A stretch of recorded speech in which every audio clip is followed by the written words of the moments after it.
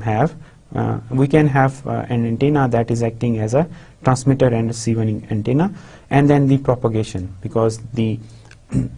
propagation is associated with antenna, because the antenna has to transmit or radiate energy into the atmosphere, and when we talk about the reception, so it will be absorbing energy from the atmosphere and will be converting that energy into the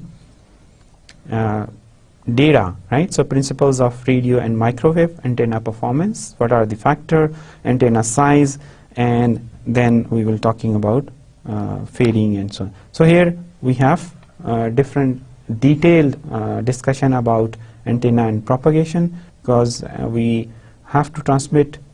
electromagnetic energy into the free space, and then we have to receive energy from free space, right? So